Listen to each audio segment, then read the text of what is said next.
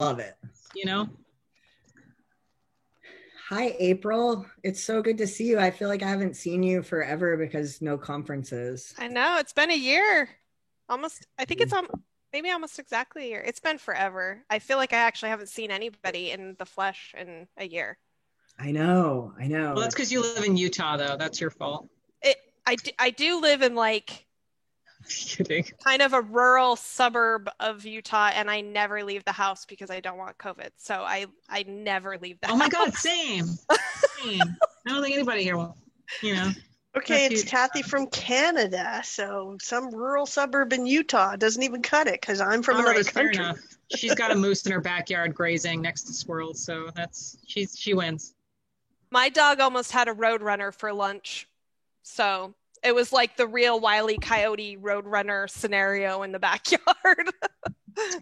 Great. But they're a lot smaller, I found out as an adult, than they were Yes. in the They cartoon. really right.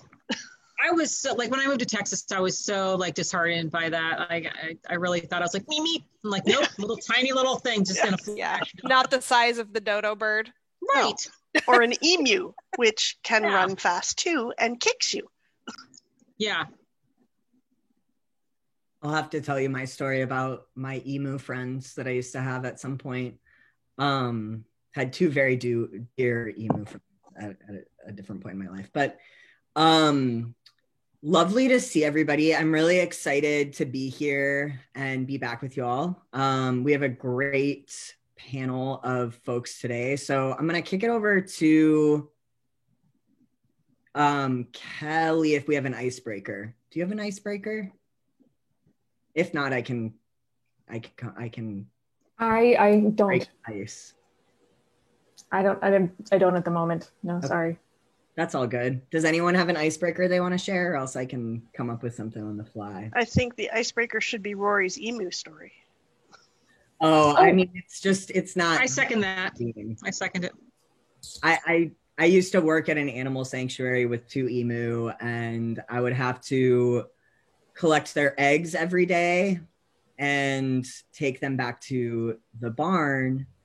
And one of them, they were lovely. They're like lovely creatures, but one of they're like about this high, and one of them would walk next to me here, and the other one would stalk me about 10 feet behind until I put their egg down, and then they would eat out of my hands or, all of the things. But while you hold their eggs, they are not joking around. So it's not funny. It's not really an icebreaker, but emu are lovely and they're very territorial about their eggs. So, all right, Lucy, I'm going to kick it over to you. And if you could introduce yourself and let us know who else is here with you today, that would be awesome. Yeah, absolutely. Hey, y'all. My name is Lucy Fernandez. I'm with Austin Pets Alive. I'm a cat adoption counselor here. And I'm also the volunteer lead for the Supported Self-Rehoming Working Group for Haas. So today we're going to be going over the supported self-rehoming type of stuff with three leaders of the industry for rehoming. We have April Harris from rehome.adoptapet.com. We've also got Angela Marcus from getyourpet.com here. And then where is she? Mandy Evans from Home to Home is also joining us as well. And so not only are they, kind of running the show on those programs, but they also have history and background with animal welfare organizations, which I think is huge because they're not just trying to sell a tool. They know what it does and, the effectiveness of those programs, which I think is super important to kind of have that input and that perspective. Thanks. April and Mandy, do you want to introduce yourselves and just kind of tell us what your organizations do? Yeah. I'm April Harris. I think I actually know many of you on this call because I work for Adopt a Pet. I worked for several organizations before Adopt a Pet, but I would go to conferences and probably see you in person. Adopt a Pet is the owner of Rehome by adoptapet.com, which is a peer-to-peer rehoming service, which allows pet owners, to list their pets and then they show up on adoptapet.com. As far as me, I worked in government animal shelters for about 15 years, and then I started working for national traditional nonprofit organizations. I am super passionate about self-supported rehome. I was actually one of those people when Adopt a Pet said we were going to do this that I was like, yeah, I don't think so, because I don't think pet owners can rehome their pets like a shelter can help them or a rescue can help them or whatnot. And boy, was I quickly converted. So I am extremely passionate about really empowering pet owners to find the next home for their pet, and that they often are really capable and have been doing it for ever anyway. So now we're just trying to help them do it more safely.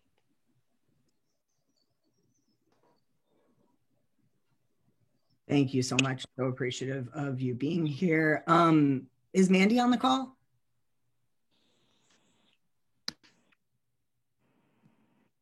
Angela is from Get Your Pet. Oh, awesome. Angela, do you want to introduce yourself? Sure.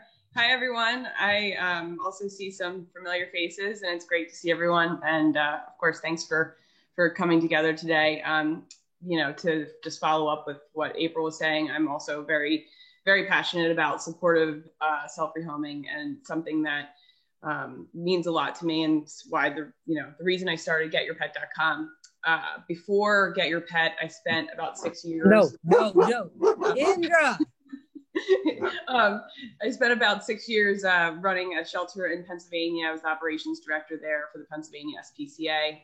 And it was pretty evident between the shelter that I was at and the animal control facility, that was the open intake facility just down the street that we had the animal control contract for, that there was a need for supported self-rehoming. So I had that idea to sort of start Get Your Pet and figure out a way to empower people to find a home for their pet themselves, and also empower everyone in the process, not only the people who are looking to find a home for their pet, but people who are looking to adopt a pet, and people who and the pets, keeping them out of the shelters. So, we all have a little presentation for you today, and we'll talk about each of our platforms and what we do specifically.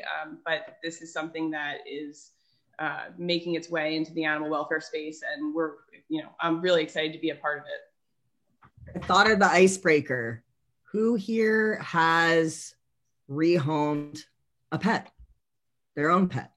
Put in the chat if you have rehomed your own pet.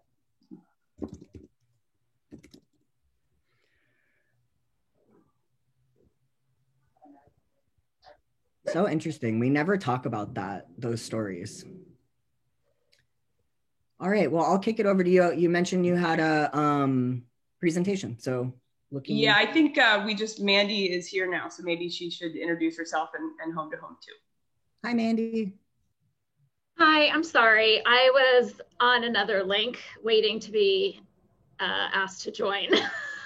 So I'm Mandy with Home to Home, and I'm actually really excited to do this today in cooperation with Get Your Pet and Adopt a Pet. We've had a lot of fun. And I think that so many people would look at us as competitors, and we really, become partners, I think. So I'm excited to be able to give you guys some information today from all of us.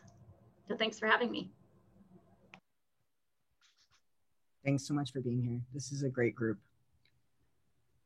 All right, Lucy, back to you.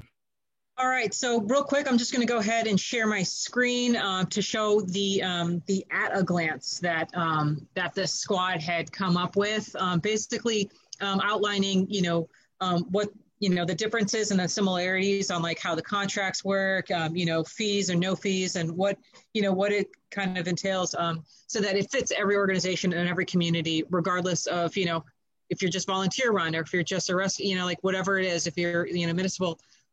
Whatever your needs are, that there is a rehoming for you. So a rehoming platform for you, or a strategy that you can implement like today.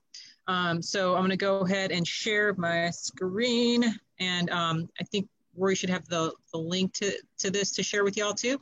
So this is the rehoming tech at a glance. So we have Get Your Pet, Home to Home, and then rehome by adoptapet.com. And this just kind of gives like a black and white comparison about each tool and what they have to offer, for your organization. And And yeah, so this guide is in the keeping families together toolkit, and the support services part. So there's the prereqs that are needed, how to get it implemented.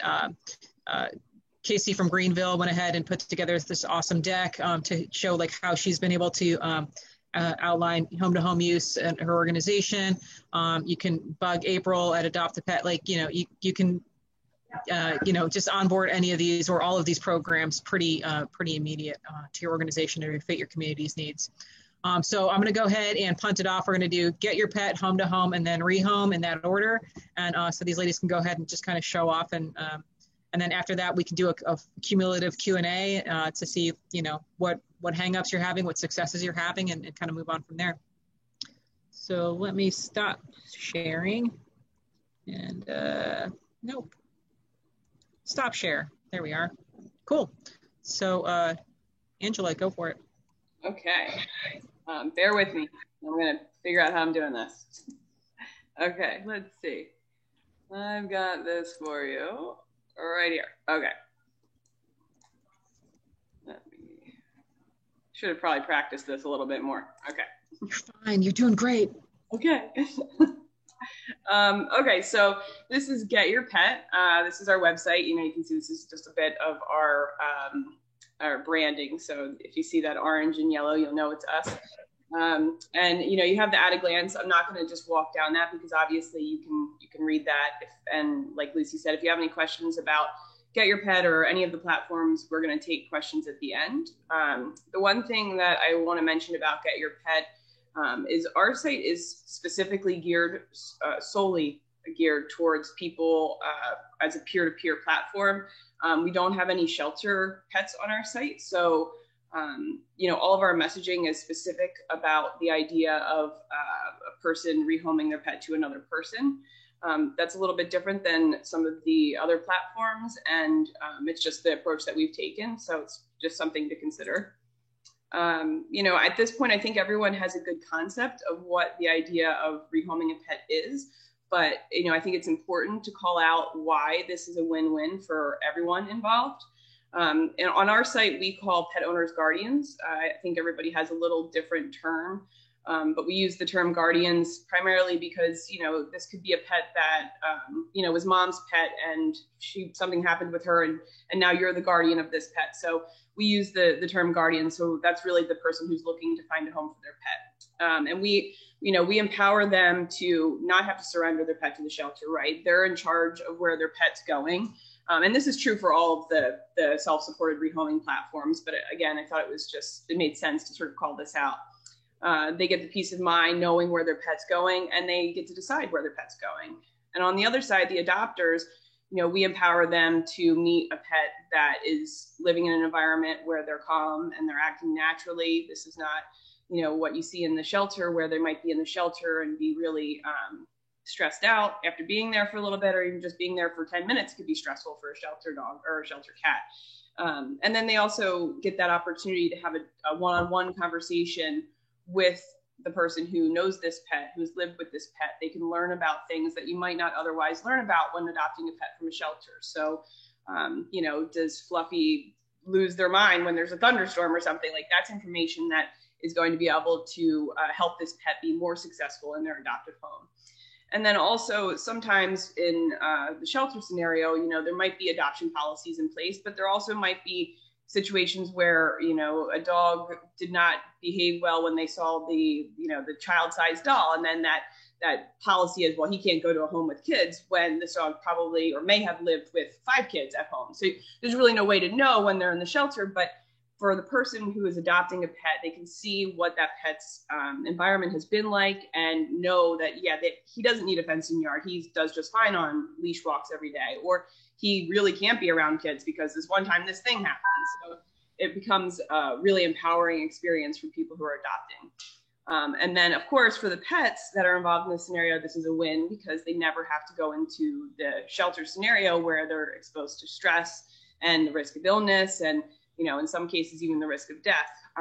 Although I think we'd all agree that we're doing much better on that front. And then, of course, this is a win for shelters because it helps reduce the number of pets coming into the shelter, and it also reduces the cost associated with caring for those pets.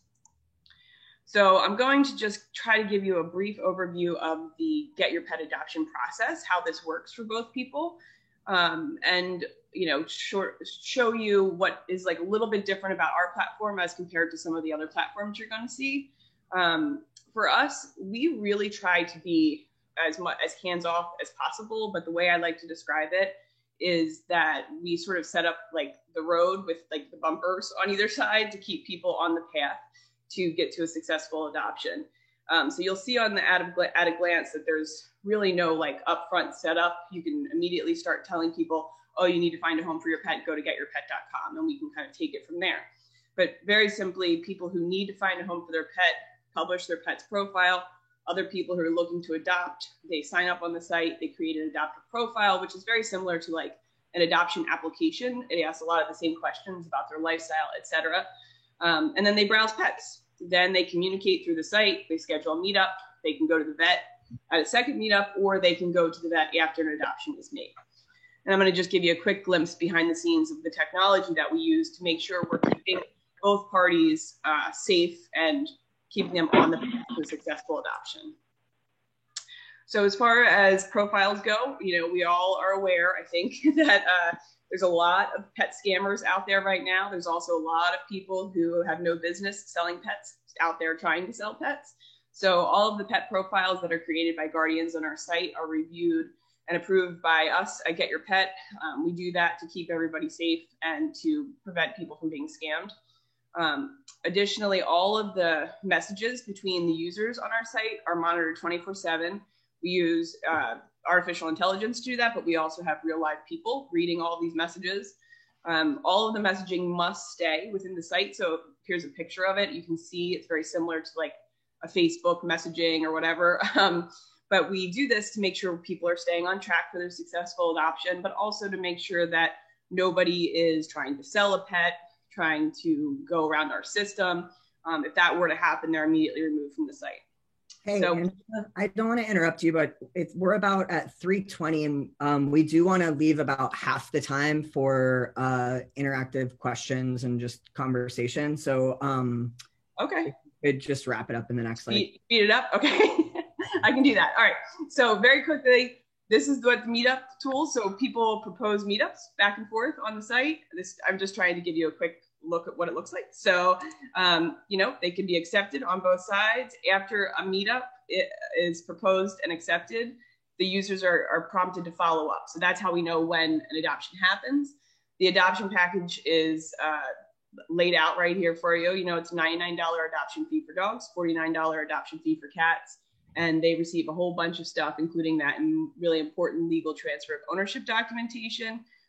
Also, every pet that gets adopted through Get Your Pet receives a voucher to be used at any one of our participating Get Your Pet veterinarians.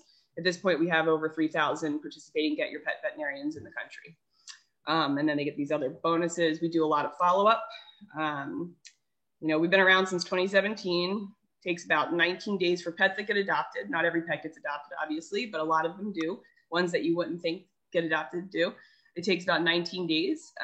Here's some averages about what our site is doing. And 29% of the pets that are listed as referred by a shelter are adopted.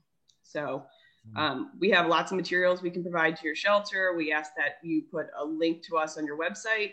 We're happy to do presentations for your staff and provide you materials, et cetera, et cetera. And there's my contact information if you have any other follow-up questions. Thanks. Thank you, Angela. Okay, let me see how I stop sharing now. How do I do that? Anybody? Oh, on the very top, it should say stop sharing. It says you are viewing or you are sharing. There's a little button. Here, I can do it. Thank you. Okay. No problem. That was some fast talking, okay? No, it's great. It's great. I didn't mean to cut you off. Oh, no, it's totally fine. Believe me, I'm a talker. Time and get to converse and things. Okay, so on Home to Home. So what is Home to Home? It's a program focused on helping shelters engage and partner with their community to rehome their pets. So how we are different than Adopt a Pet and Get Your Pet is that we are solely created to support shelters. So anybody, if somebody randomly in an area that we don't have a participating shelter tried to rehome their pet through our system, they would not be able to do it. It has to be partnered with a shelter in order to work. So we have, our system is very value-based. So we partner with shelters that share our values and our strategies. So communicate. We believe that shelters want to lean in and communicate directly with their community. We believe that shelters want to support their community efforts in rehoming and give a sense of security that this is all the transactions happening within their community. And that we want to be partners. An issue I think we can all agree in animal welfare has always been where shelters kind of believe that we're better than our community. And we demonstrate that through being super critical on adoption processes and intake, all of that. So we believe that the best outcome is when we say you are equal to us and we're going to partner with you and we're giving you the tools and support you need to be successful. And then the last one is to provide solutions. And because the shelter staff are the ones that are viewing the posts, they're the ones monitoring the site, they're able to provide direct solutions that their shelter can provide to the community members so that maybe that pet does not need to be rehomed in the first place. What happens when you join Home to Home is you get a semi-custom website. So this is just 3 different organizations that have websites. We've used your logo, your colors, the donate button goes to your donate page. And then at headquarters, we provide you with some pre-made marketing materials that you can customize, tech support, and advice. Shelters using Home to Home report a 26% decrease in owner surrenders. And we see that number go up with shelters who really dedicate themselves to the program. If they have a dedicated staff member, if they're leaning in, they're asking questions, they're supporting people, that number goes up. And then 56% on average is the adoption success, and about 10% end up needing to surrender after they post their pet. It's kind of fun because we did this together, all 3 of us. So each of us have different aspects of why having a rehoming program is important. And I wanted to just walk through that. If you look at how many owner surrenders are you intaking a year, and you multiply that by 25% reduction in owner surrender intake, so it's 125 off of 500.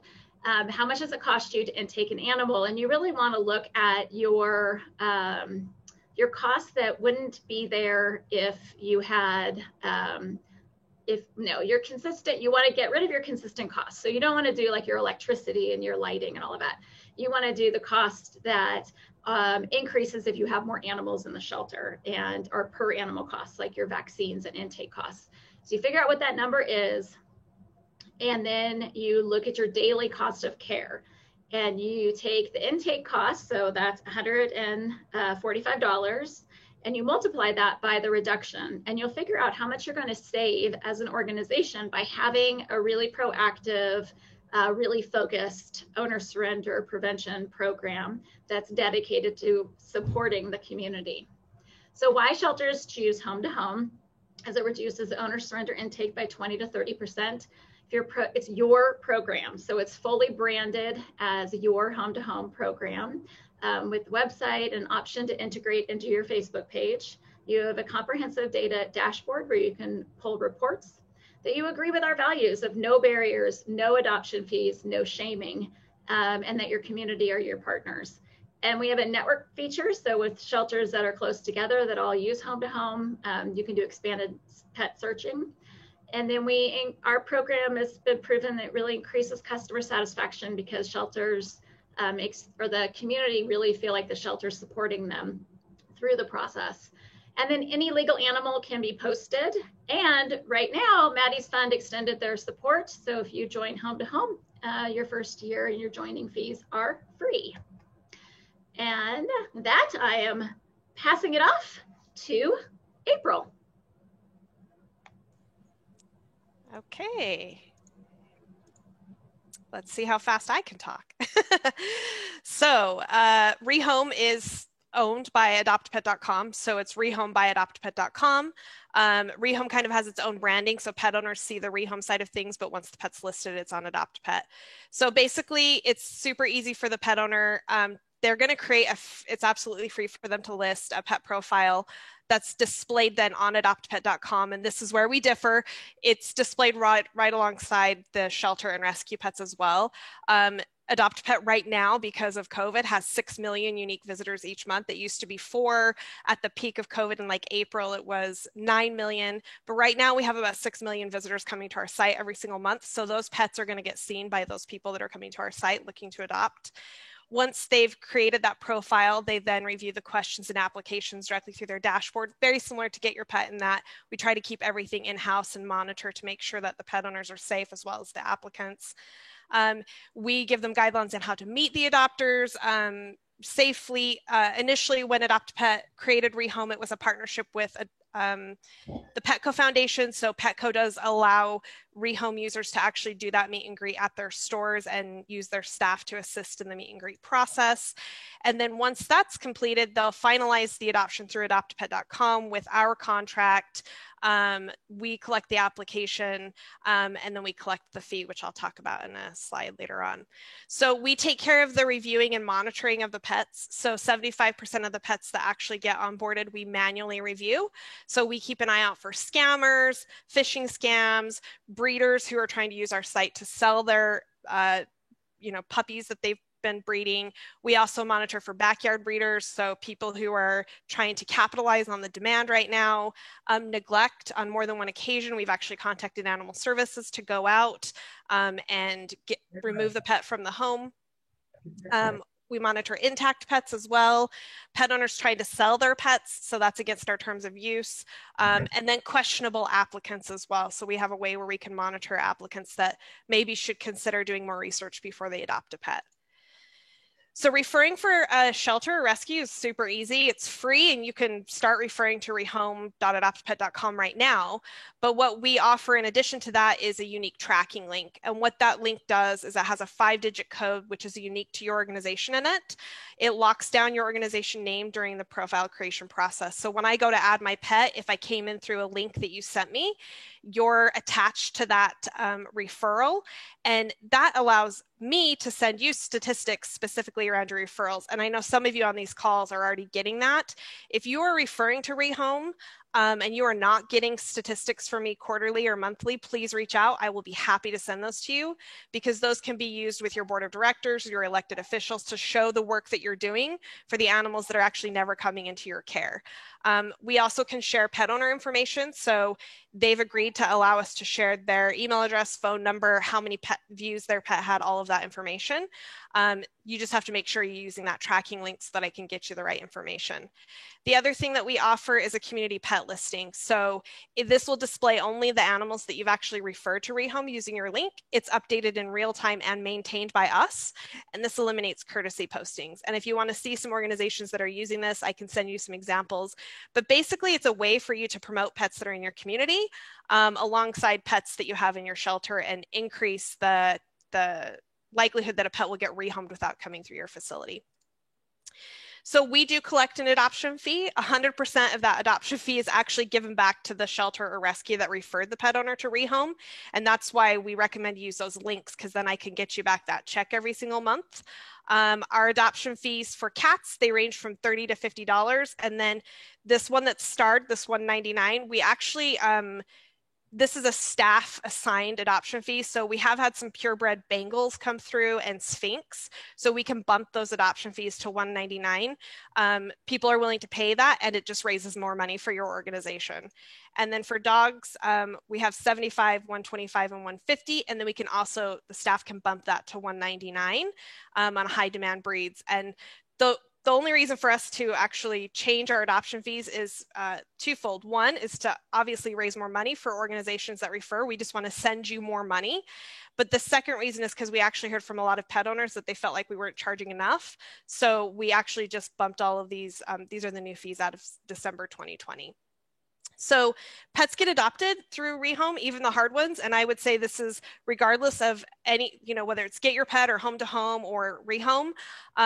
It's just really important to remember that if a person is willing to use a service to rehome their pet peer-to-peer, it's worth giving it a try, because you can see here, this cat, this black and white cat, 4 years old, adopted on the third day and had 10 applications. A 13-year-old cat had 2 applications adopted on day 9. 10-year-old pit bull, adopted on the 6th day. So even hard to place pets can get adopted. You just need to make sure that you're really supporting the self-rehoming of pets by using one of the services that are available out there to you. So a few little statistics just that I'll share. Here are all the outcomes for pets: August, September, October, November, December. You can see a lot of pets get adopted, and then some get marked kept and some get marked relinquished. We actually onboard about 10,000 pets per month right now. The reason why they're not showing up in these numbers is because some get marked as stale. So we don't know what happened with that pet, so we just mark it as stale. But something worth noting here is that of the pets that got marked relinquished, 57% of those had at least one application. So for us, it's really important to us that we get in front of these people long before they're ready to relinquish, because we know that if we have a couple of weeks to help them, we probably can get them at least one application, maybe even 2 or 3. But it's when they say, I need to rehome my pet in the next 3 days, that they end up at your shelter. So this is a good piece that you guys can actually use as well, is that if they're going to use rehoming service, they're going to get an application, whether that's on day 1 or day 7, they're going to get an application. Somebody's going to be interested. And then this just shows the number of applications per pet that we see. So 42% of the pets get at least one get one application, 20% get 2, and then 38% actually get 3 or more applications. We max out at 7 applications. Once they've hit 7 applications, they're actually removed from our site until they actually move forward and decline some of those apps or approve them. But basically 70% of pets receive an application prior to them being outcomed. And then that's my contact information. Thanks, April. Wow, that was like a marathon of options. And information, right? Yeah, and we can find a lot of this information right on that one pager. Is that correct? And is your contact info included in that, or should we put that in the chat for folks? I think you just go to Home for Mandy's, right? And there's information there on how to join. The same thing with Get Your Pet, Angela. You just start referring to Get Your Pet. You don't need to do anything if you're a shelter. I'm talking like please jump in, everybody. So you certainly can just start referring people to getyourpet.com today if you choose to. But if you feel like you might need some assistance in getting the staff that you work with on board with the idea or whatever, like I'm happy to do a presentation I'll put my email in the chat, and feel free to reach out. And if you want a tracking link for Rehome, just email me and I'll get you your link. April at Adopt. And for Home to Home, you would go onto the Home to Home site and you would fill out a brief form to that you're interested. It says like join now. And then that's sent over to Joya on our team, and she sets up a call to review questions and any concerns. I love it. This is so awesome. Well, now we have you for another 30 minutes, and I'm sure people have a ton of questions. My first question for everybody is, are you using one of these tools? And if so, if you could put in the chat which one you are using. And then if anybody wants to jump in and start asking some questions, I know there were a couple questions in the chat. And Chris, I don't know if you wanted to ask your question or if you'd like me to. Sorry, I was just trying to cover my bases in case I wasn't here when we got to questions. So I think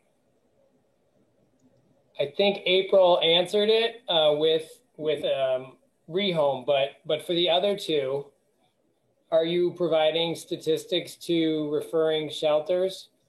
so that they're able to kind of track what's being diverted and not coming in? Okay, I can tell you, Chris, that with Home to Home, you have a data dashboard that you see firsthand, and it's your dashboard. So you have access to that information yourself. So Get Your Pet, we don't provide any specific information. It's available if you are a signed up shelter in our referral list. But we aren't doing a unique tracking code similar to what Adopt-A-Pet does. But if you have, if you said we want to be on your list and we have you on your list, we can provide information as requested. And I will have a follow-up question about that, because it would be awesome if we could be showing the data in the same way across all of these platforms potentially. And but I'll not bore you here. So Lauren had a great question in the chat, wondering if any of the groups are working on a tool to support guardians looking for temporary fosters. So we have started allowing this. It's on a case-by-case basis because we have an adoption contract. So what we're allowing people to do if we see temporary foster in their story is we're allowing them to make sure it's clear in the story, and then they reach out to us when they found a temporary foster and we just hide that pet. So it's basically kind of giving them that 6 million unique visit to our site, right? It's giving them the audience, and we're testing it out to see how it's working. We've only had a handful that have actually come through. We are very aware at Adopt-A-Pet that this is a need. We're just not quite sure how to tackle it. I would agree with that, because there's a lot of liability and challenges with the peer-to-peer foster. I see someone in the chat put the 911 foster pets. I know that they're doing some stuff. In fact, I'm speaking with Betsy later this week. But it's a challenge, but there's definitely a need. But I can speak firsthand and say that we've run into a number of situations where people have sort of figured it out, and similar to what April was saying, we've allowed it, we've enabled it, and then the person doesn't want to give the pet back, or they things get ugly pretty quick, and it can be kind of a headache. So. And at Home to Home, we're developing in connection with Arizona Humane. They're going to be launching their peer-to-peer program connected to Home to Home. So it'll be a new tab on Home to Home. Mid-February, we'll beta it for a bit with them, and then we plan to make it a national option for shelters. Awesome. When that happens, we'll have to have you back and you can show us all how that works. Sure. Kelly, 911 foster pets, do you want to just give a brief rundown? Because I think that's a really good tool and it seems very underutilized. Oh yeah, so they have a section of their website with I put the link there where people who needing temporary foster can sign up and put their pets up there. And it's, I was just looking at it. Oops, sorry, my cat is typing apparently. They have a section where they also can put if it's a really needy, if it's, sorry, that just totally threw me off.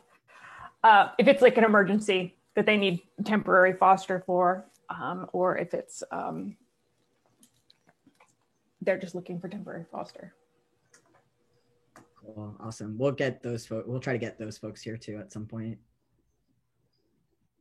What other questions? I saw one related to dumped or semi-ferals that have to be rehomed. They can use our site to do that, Trish.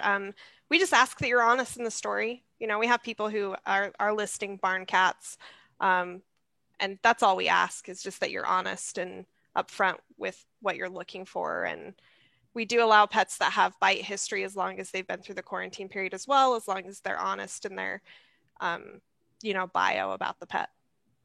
Awesome. And Lucy, go ahead. Oh, sorry. Let me just jump in really quick. So because each shelter runs their home-to-home program really in the way that meets is the best fit for their organization. The only requirement or rules that we have at headquarters is that you cannot charge fees, so no pet adoptions can take place.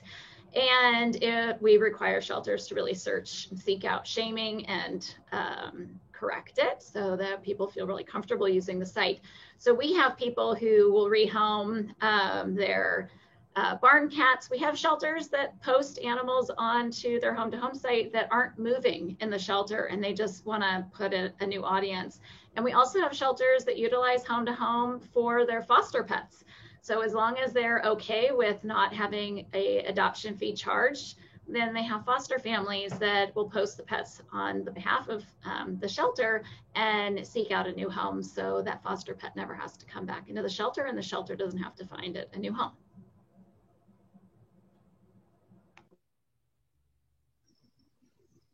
That's awesome. Lucy, do you want to talk about the PASS page a little bit? Yeah, I can speak a little bit to that. So just as a real quick reference, so some of y'all have probably seen the Keeping Families Together weekly summit. I think it was a couple of weeks ago. Jimena and Liana did an awesome job there, kind of going over deferring intake and keeping families together, or with their pets in their homes, and self-rehoming is part of that toolkit. And let me go ahead and so the self-rehoming, not only does it, kind of give a layout for these awesome tools, but it's also how to get your community, have some, volunteers or whatever, kind of screening the community and kind of helping people. How do you get them to know what home-to-home is once you onboard it, or, get your pet when you get, how do you get that going? You have a lot of folks in your community on your social channels and what have you that are like, hey, I got this animal and I can't keep it for whatever reason, and so with PASS, Patty for the past 10 years has been, Patty Alexander is the lead for that, and she's been running that ship forever. And so that's been a really awesome community for, hey, I can't keep my animal anymore, and then people go on there to look for animals.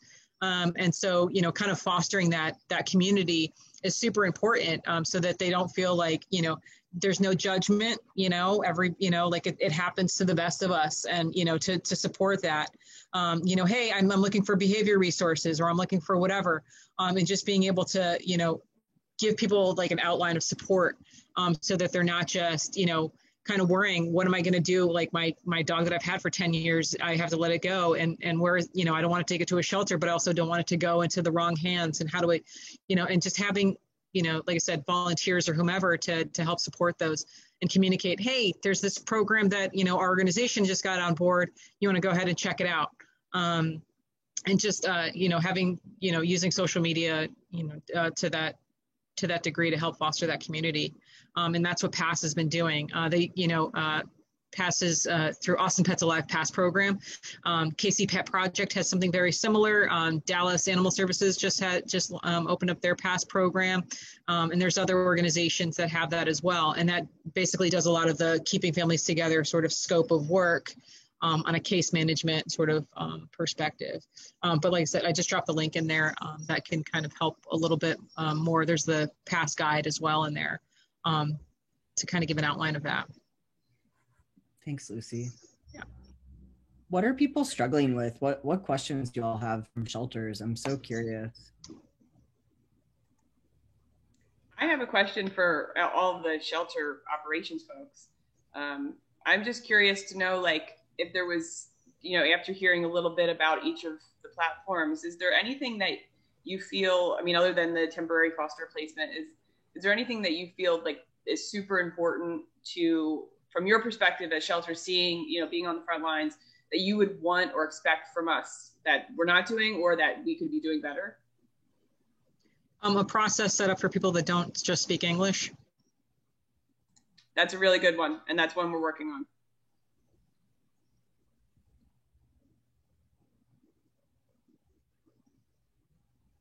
I can comment on the how to get resources from Erica.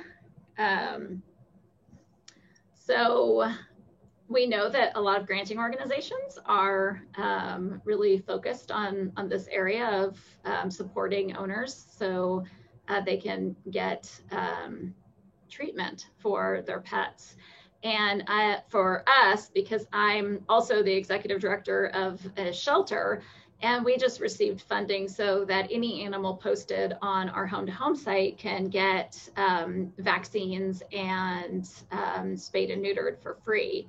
So we're kind of testing it out, but we're actually going to be remodeling the website, and as part of that will be the ability for people to communicate post-adoption and provide them with certificates and all this other jazz that your shelter can provide in your local community to help pets. That, I mean, the benefit, really what we should be doing and should be focused on is how do we give our community all the benefits of shelter intake, which is, spay, neuter, vetting, all of that for free. And so I'm kind of testing the theory here to say, are we going to save money still by providing these free services to the community that use our home-to-home program, but yet never enter into the shelter?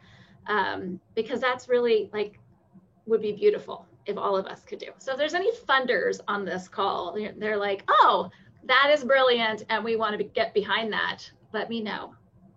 We'll partner with you. So there's another question in the chat from Joyce Smith, and apologies if you already addressed this, but how do you handle when the adopter wants to return the pet they adopted? So for rehome, when the pet owner signs the contract, which is before the adopter, they are asked for a contingency plan. So in the event that the adoption doesn't work out, do they want the pet returned to them, or do they want the pet, the new applicant, to use rehome to rehome the pet? So we never mention shelter or rescue or anything like that. We literally say, do you want it back, or do you want them to rehome it on their own? And so there are occasions where a pet will be listed by the pet owner, it doesn't work out, and then that pet is then listed by the new applicant because they need to rehome the pet, and then we help them. Basically, it's not a return, it's just a forward adoption again. And then we also have times where pet owners reach out and say, actually, I got the pet back, can you void the previous contract because the pet came back to me? The pet owner and the adopter are never aware of the shelter that referred them. We ask that question when they first create the profile, but it is nowhere. So the shelter or rescue has no liability and no role in that return process at all. Yeah, Get Your Pet, we do the same thing. So it's, the question is asked whether or not they would like to take the pet back, or if they want to relist the pet on our site to find the pet a new home. But, and that there's always the possibility the pet is going to end up in a shelter. We can't prevent that, but, at least they had a chance at a successful home. So, but we don't mention taking pets to shelters or anything like that either. I'm going to jump on, because it's my soapbox, how are you ensuring animals are thoroughly vetted for behavior issues? And yeah, Eric, I see you laughing. We don't at home-to-home, we don't. We found that the community is really great about meeting the pet and understanding whether or not this is an animal that they can have in their home. If people post that their animal has behavior issues or a bite history, then because you're managing your home-to-home program on your own, you get to decide at the shelter level, is this a pet that we're comfortable posting to our site, or do we tell them, I'm sorry, but we won't post your pet because it has a bite history? So it's really, this is about us letting go of control and saying, we believe in our community members and they're going to make really good decisions. The other thing too, is that by vetting an animal prior to being put out there, you're saying to somebody that you did that, which puts you at legal liability. Instead, you say, we haven't done anything, and these are the questions you should ask, and be really, really careful about which animals you bring into your home. It's your responsibility. Yeah, I mean, we take the same approach. The only thing that we do slightly differently is, in terms of actual vetting as opposed to behavioral vetting, is, each pet that gets adopted gets that vet voucher. So they get at least, we believe and we know from statistics and studies that have been done that a pet that is introduced to a newly adopted pet that is introduced to a veterinarian shortly after adoption is much more likely to be a successful adoption and also be, if we put them in front of the vet, we know that they're going to be recommending spaying and neutering if the pet is not already spayed and neutered. Obviously, we recommend that they do, but because we have no way to make sure that they actually are, we can't require it. And Angela, I think there was a question for you in the chat too, if you want to grab I was that in the green about space. Let me go back. Adoption fees, if you want to answer it in the chat. I have a question. Do you all know how many of the animals are rehomed after they're rehomed? Like, is there a percentage of how many of the animals don't stay with their? We hear about a couple a month out of Amazing. the thousands and thousands. We more often hear that an adoption got started and then they chose not to move forward. That's a more common thing that we hear of a few times every day, where the pet owner initiated the adoption and they met with the adopter, and then the adopters decided, this isn't the right fit for us. So then we relist the pet for them again. That's definitely more common than adopters rehoming the pet. And our numbers are like in the thousands. I just want to make sure everybody understands that when I'm talking about like lots of volume, 10,000 pets a month being onboarded, some months 15,000 pets, thousands and thousands of adoptions every single month. And so sometimes it can be hard to really understand maybe a community. You might see that more often maybe in like a community of like Dallas. So if we were to look at numbers around Dallas, maybe it looks slightly different, but we're talking about the entire United States for us. I love it. And I loved your comments earlier, Mandy. Thank you for sharing about that. It's really important.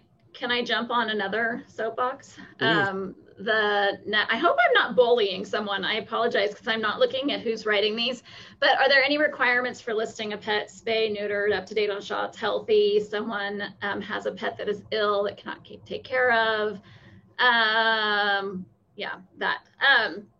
So I can only speak for Home to Home. But we really believe strongly in no barriers. So if we were to say your pet has to be spayed and neutered before posting, that pet is going to end up in your shelter because no one has the money to spend on spaying and neutering an animal that they're going to be giving to someone else. So the best thing we can do, and when you're managing the program and your staff sees this, that they reach out if you have the services and you say, hey, we'd be willing to provide you with spay and neuter. We have a clinic we work with, you can do discounts. Or we can help get your animals vaccinated if you'd like, before they're rehomed. Or, hey, let the new person know when you get your pet that we're willing to spay and neuter your pet for free when it's in a new home. So it's because it's run at a local level, you have the opportunity to provide those local services with being really careful to not put so many barriers up that people stop using the service and just do the easy thing, which would be surrendering to your shelter. Yeah, and I wanted to follow up too, Mandy, like regarding the no barrier, actually two things. One, in response to April, you're doing thousands and thousands, and Get Your Pet, we're much smaller, we're not doing the same, but I think we all have the same principles. And I think that's just really important because, it can be continually expanded regardless of what platform you're using. And Mandy, to your point about behavior, assessments earlier, I think it's always so interesting because I get this question a lot when I'm talking to shelters or just individuals. Well, how do you know this pet is safe? And really, I think we all have to ask ourselves, like, especially coming from a shelter background, it's like, well, what did we do to make sure that these pets were safe? Like, we do our behavior assessments and there's a lot to be learned there, but I don't think that a snapshot of a pet in a stressful environment is 100% like, oh, it's perfectly, he's never going to hurt anybody. We don't know that. So again, reducing those barriers for I think all three of our platforms is something that we were really focused on. And I guess I want to ask another question for everybody here. What are the biggest barriers to using something like this? Is it staff, worry, or what is the biggest barrier to implementing a rehome program in your community? If you could put in the chat.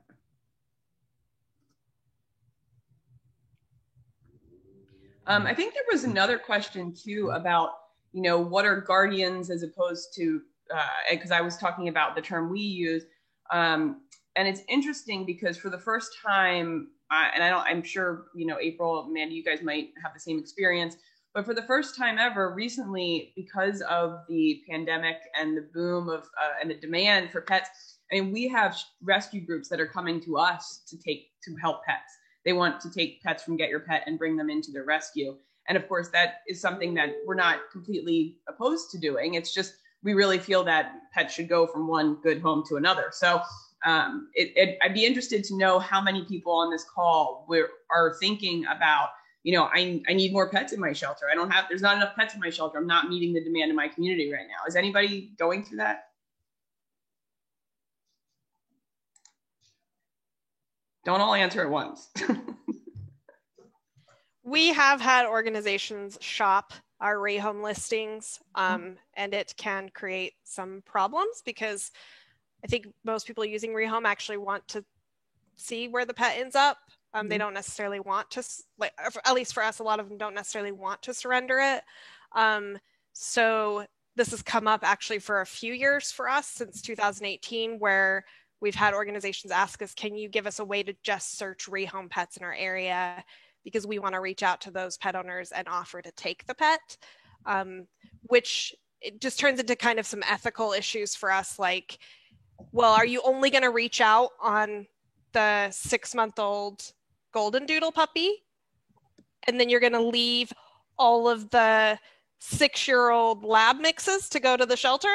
Like, where we already have this problem, because I worked with shelters, I already experienced this myself, where a rescue wanted the purebred, the easy to adopt, the puppy, the small, they didn't want to take my, 8-year-old dog that had Cushing's.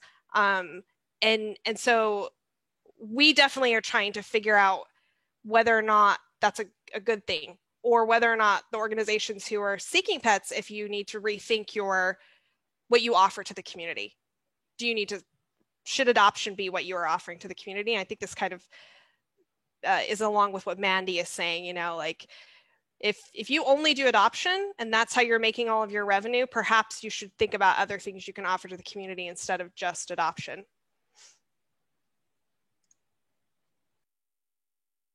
This has been awesome. I feel like this hour just flew by and my brain is full of so many more questions. So we'll have to ask all of you to come back at some point so we can all digest this and start using these tools and asking more questions.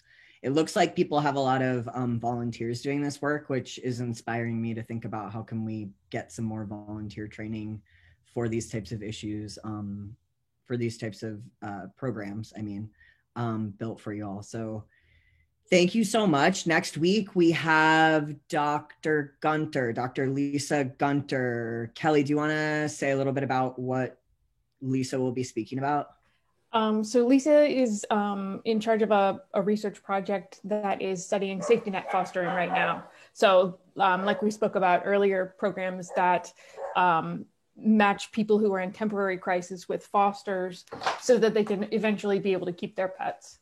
And so she's telling us a little about the research and what they're learning. And it's just a really neat, interesting topic. And you can read all about her on the internet, but she's with the Arizona State University Collaboratory, Canine Collaboratory, with Dr. Clive Wynn, and it's really amazing. So looking forward to that. And thank you so much, Lucy, for helping us organize this. Thank you to Angela and April and Mandy. This has been a pleasure, and looking forward to reading through all of the things that you all have come up with. If you want to send slides over, I can send them out to everybody that's been on this call. Well, thank you, everyone. Thank See you next week.